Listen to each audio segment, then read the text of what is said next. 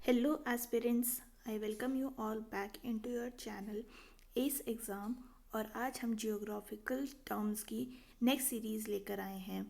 So let's get started with the first one. Canal. तो canal क्या होती है हमारी?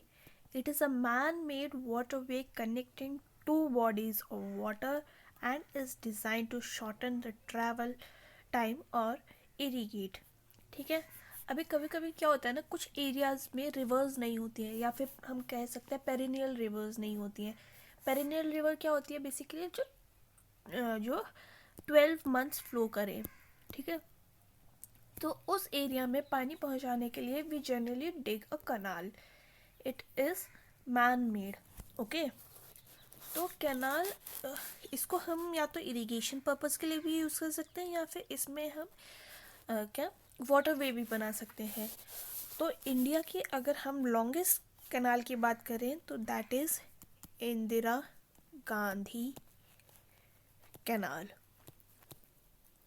ठीक है। ये पानी कहाँ पहुँचाती है? जो राजस्थान वाला एरिया है ना, यहाँ पे ऐसे यहाँ के इस एरिया में ये पानी पहुँचाती है। ठीक है। अब आप मुझे बताइएगा ये किस रिवर से अपना पानी कलेक्ट करती है। Okay. Now moving forward to canyons, a narrow valley with steep sides usually created by erosion। अब अगर एक रिवर फ्लो करेगी और वहाँ पे कोई सॉफ्ट रॉक होगी तो वो इरोड करती हुई चली जाएगी। ठीक है। तो अभी ये रिवर एक टाइम पे यहाँ ऊपर फ्लो कर रही थी, राइट, इसी के लेवल पे। बट अब उसने इतना इरोजन किया कि वो नीचे चली गई है, एंड तब वो बनाती है एक कैनियन। कैनियन के अगर हम एग्जांपल की बात करें तो ग्रैंड कैनियन बहुत फेमस है। ग्रैंड कैनियन कौन सी रिवर बनाती है? तो ये रिवर कोलोराडो बनाती है। कहाँ बनाती है? कोलोराडो प्लेट्यू पे बनाती है। ठीक है। इंडिया में कौन सा रिवर अपना कैनियन बनाता है, ये आप मुझे बताइएगा। हिंट मैं आपको दे देती हूँ, it is in Andhra Pradesh. In Andhra Pradesh. And ये पेन्ना रिवर बनाती है। कौन सा कैनियन है ये आप मुझे बताइएगा। एंड पेन्ना रिवर कौन से रिवर के ट्रिब्यूटरी है ये भी आप मुझे बताइएगा। Okay. Let's move towards cape. तो केप क्या होता है? It is a basically curved or hooked piece of land extending into water body. ये दिख रहा है आपको, वाटर बॉडी है, इसमें एक ये हुक्ड टाइप का स्ट्रक्चर अगर एक्सटेंड करता है इन सी तो उसको हम कहते हैं केप। अब केप का अगर हम एग्जांपल ले तो हमने हिस्ट्री में भी पढ़ा होगा, Cape of Good Hope, right. Good Hope ये कहाँ पे है? तो ये होता है हमारा साउथ अफ्रीका में। ठीक है। जैसे ये हमारा साउथ अफ्रीका का कॉन्टिनेंट है, ऐसे कुछ बनता है ना। एक मिनट, ऐसा नहीं है,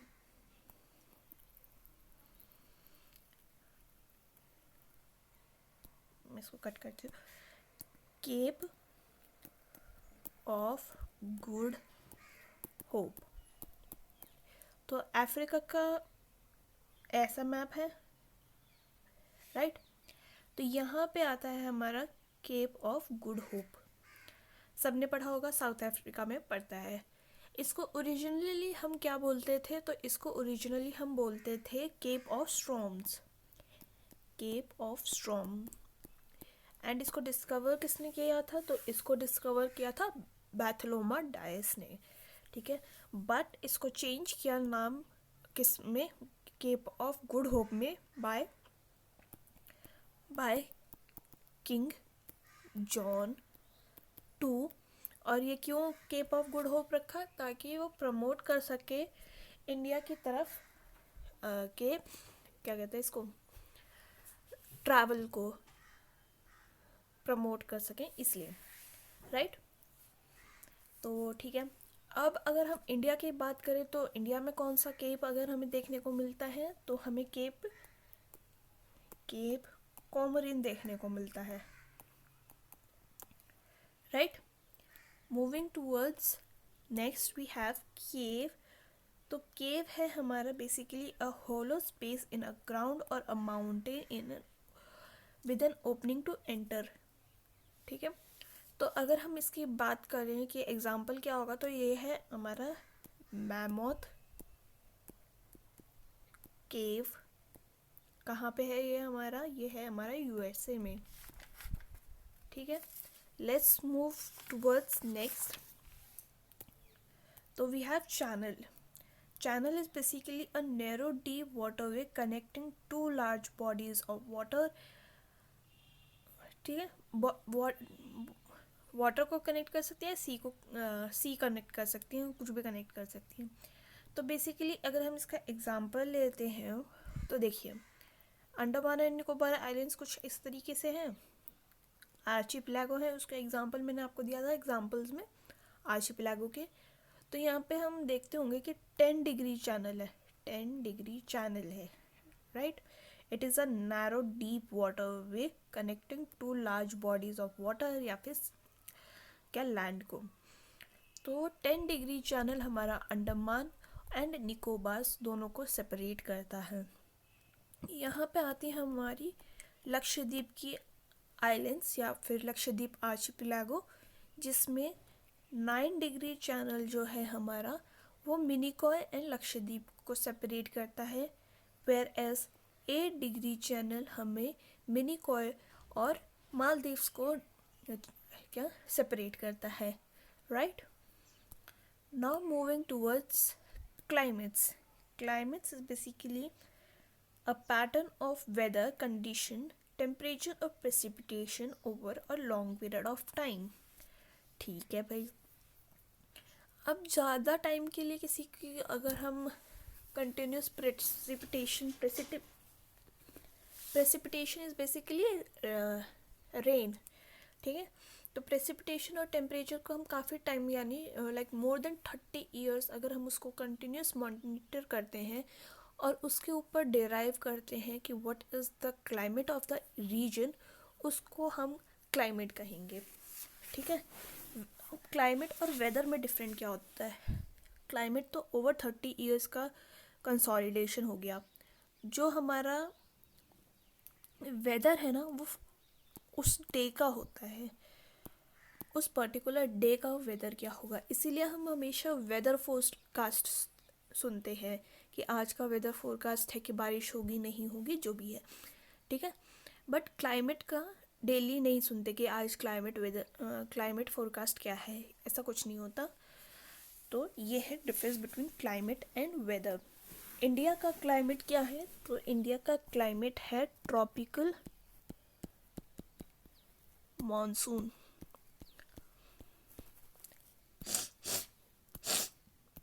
Moving forward to cliff. Cliff is basically a high, steep slope of rock or soil. ये आपको दिख रहा है, यहाँ पे स्टीप स्लोप है बट थोड़ा सा एंगल रहेगा, राइट. एंड ये फॉर्म करता है बाय इरोजन ऑफ सी.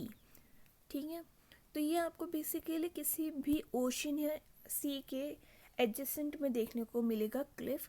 ये मैं अभी इसलिए बता रही हूँ क्योंकि आगे जाके एक और टर्मिनोलॉजी आएगी जिसमें आप कंफ्यूज हो सकते हो. ठीक है, तो वो मैं तब वहाँ बताऊँगी. अगर यहाँ पे अगर हम बात करें कि एग्जांपल्स की, तो that is mean Kunnu Cliff. ये कहाँ पे है, ये है हमारी केरला में. ठीक है, मूविंग फॉरवर्ड टुवर्ड्स कोस्ट. तो ये है हमारा लैंड अलोंग द सी और द ओशन, इसको हम कहते हैं कोस्ट. अब अगर हम इंडिया का मैप देखते हैं, ऐसा नहीं है, इंडिया का मैप है हमारा कुछ ऐसा, राइट. ये है हमारा मैप. अगर हम इसमें बात करें तो इसको हम ऑल टुगेदर बोल सकते हैं वेस्ट कोस्ट, इसको हम ऑल टुगेदर बोल सकते हैं ईस्ट कोस्ट, राइट. अब इस कोस्ट में ना नाम भी हैं. ये है हमारा कच्छ, ये है हमारा यहाँ तक काठियावाड़, ये है हमारा गुजरात कोस्ट।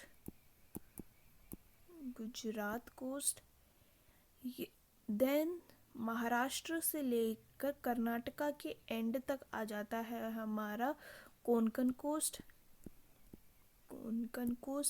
और यहाँ आ जाता है हमारा मालाबार कोस्ट।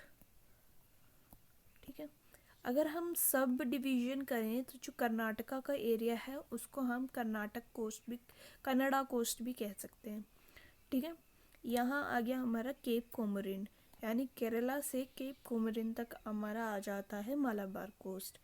राइट, अब यहाँ पे अगर आपने नोटिस किया होगा तो हमारे पास आती है एक पुलिकट लेक, यहाँ आती है हमारी Chilka lake.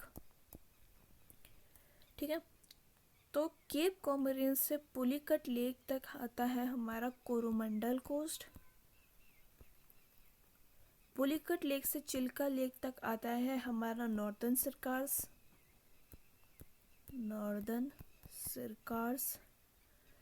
And Chilka lake से ऊपर आता है हमारा उत्कल कोस्ट। ठीक है, तो ये सारे कोस्ट हैं इंडिया के। Right, now moving towards next what we have is Confluence.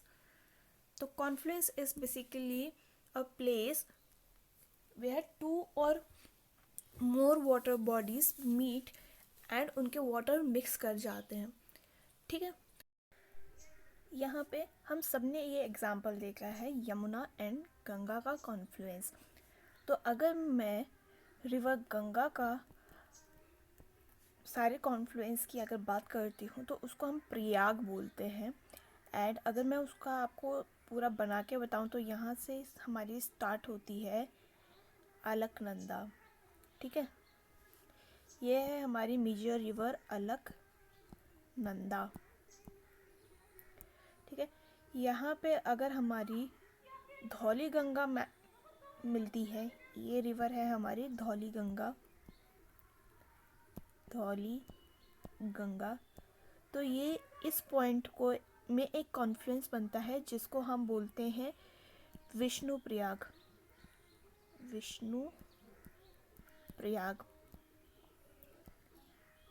ठीक है, देन आती है हमारी यहाँ पे नंदाकनी रिवर,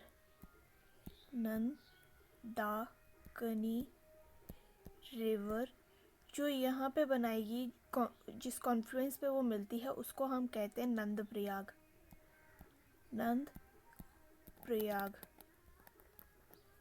ठीक है, अब नेक्स्ट आती है हमारी पिंडर रिवर,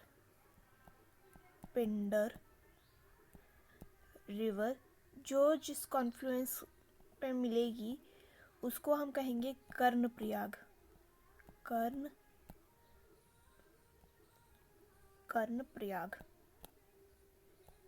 ठीक है, देन यहाँ से हमारी निकलती है गंगोत्री ग्लेशियर से भागीरथी रिवर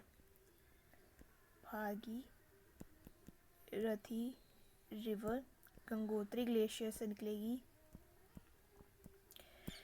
गंगा ओरिजिनल में गंगा नहीं होती, जब वो गंगोत्री से निकलती है उसको हम भागीरथी कहते हैं, पर वो जब अलकनंदा से मिलती है कौन से प्रयाग पे, ये होता है हमारा रुद्रप्रयाग, तब यहाँ से इसका नाम गंगा पड़ेगा। राइट, अब यहाँ से निकलेगी हमारी रिवर मंदाकिनी। ठीक है, सॉरी, मंदाकिनी हमारी पहले निकलेगी यहाँ से और ये बनाएगी रुद्रप्रयाग। ठीक है, मंदाकिनी निकलेगी हमारी कहाँ से, केदारनाथ से निकल गई हमारी मंदाकिनी, जो कि अगर अलकनंदा से मिलती है तब बनाती है रुद्रप्रयाग। ये आप ठीक कर लीजिएगा, मैंने थोड़ी सी गड़बड़ कर दी। देन गंगोत्री से भागीरथी रिवर मिलती है अलकनंदा से, वहाँ पे बनता है देवप्रयाग। एंड यमुनोत्री से हमारे निकलेगी यमुना,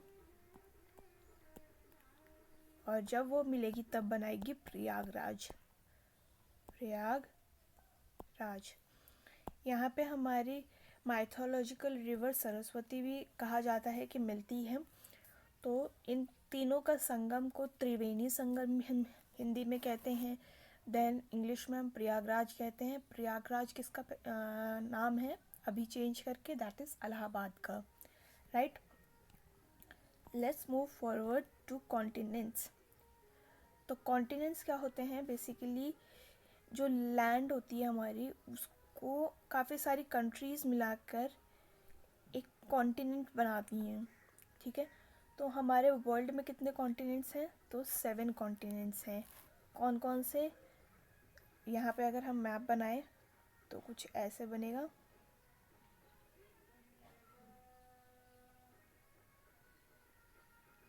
ये हमारा मैप बन गया।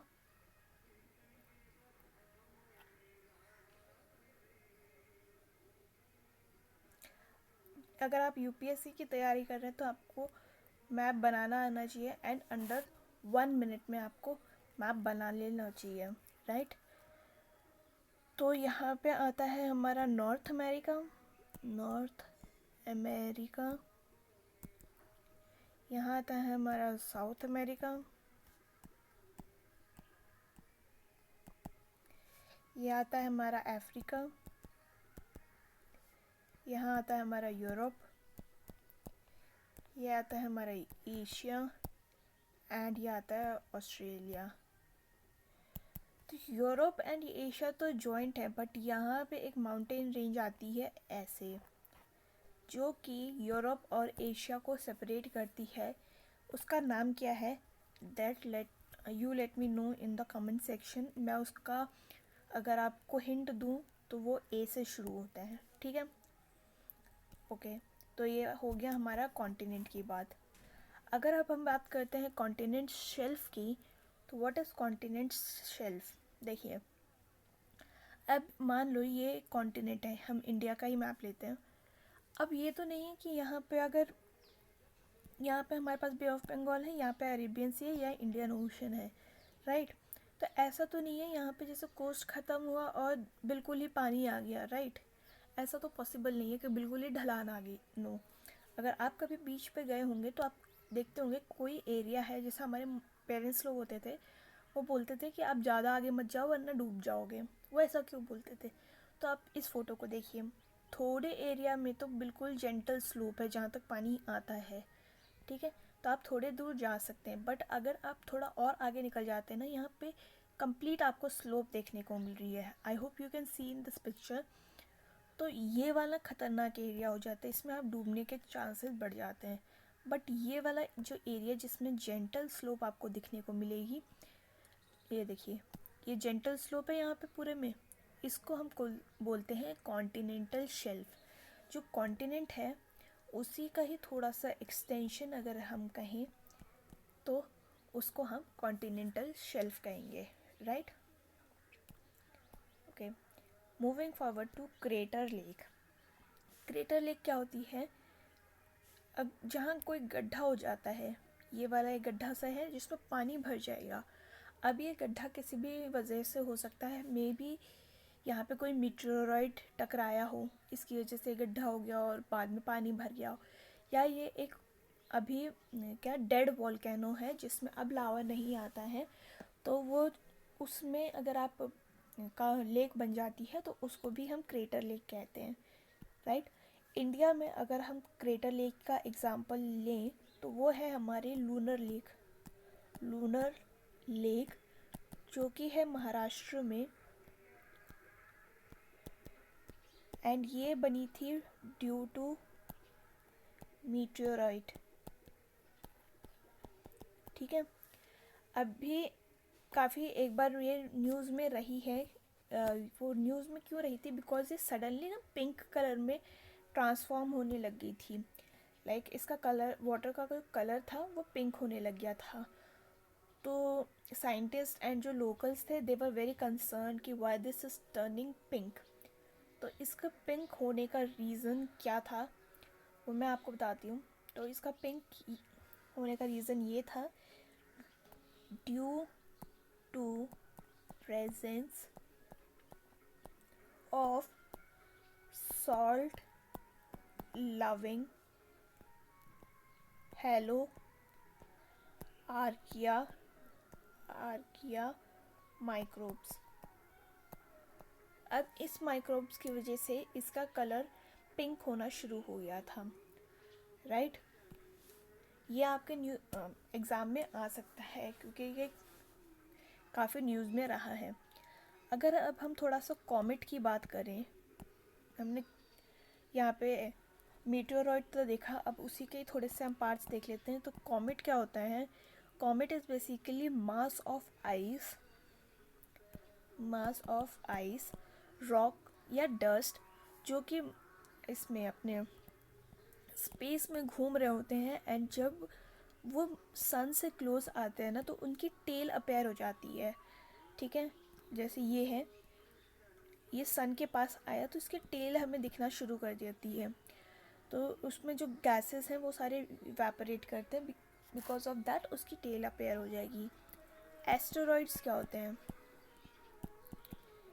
It is body made up of rock, ठीक है, दैट ऑर्बिट्स अराउंड द सन, और ये एस्टेरॉयड बेल्ट में हमें देखने को मिलते हैं। अब ये एस्टेरॉयड बेल्ट क्या होती है?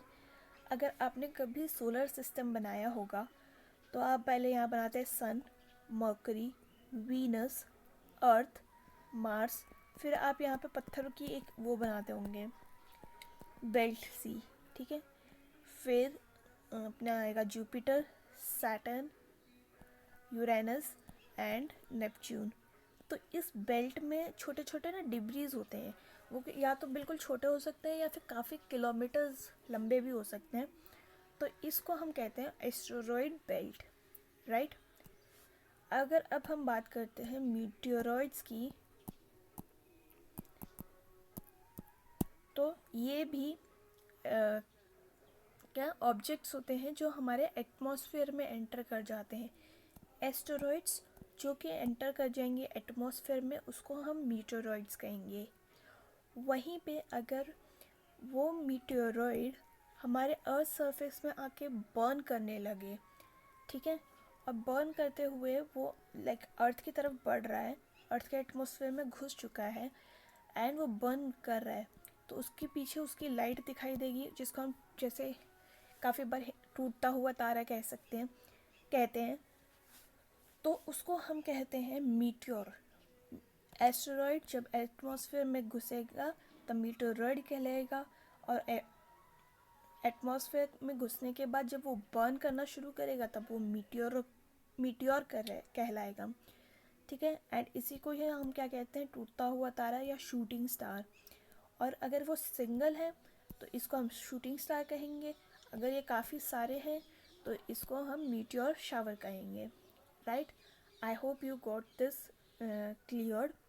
और अगर ये मीटियोर कम्प्लीटली बर्न नहीं होता और धरती पर स्ट्रक करता है तब इसको हम मीटियोराइट कहते हैं, meteorite, okay.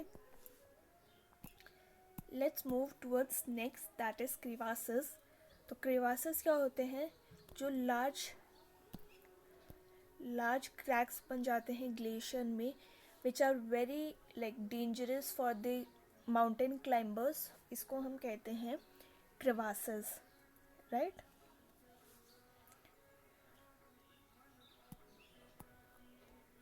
Next moving towards currents. तो करंट्स होता है फ्लो ऑफ वाटर, जैसे यहाँ पे ये वाले वाटर फ्लोज दिख रहे हैं, इसको हम डिटेल में पढ़ेंगे जब हम ज्योग्राफी करेंगे।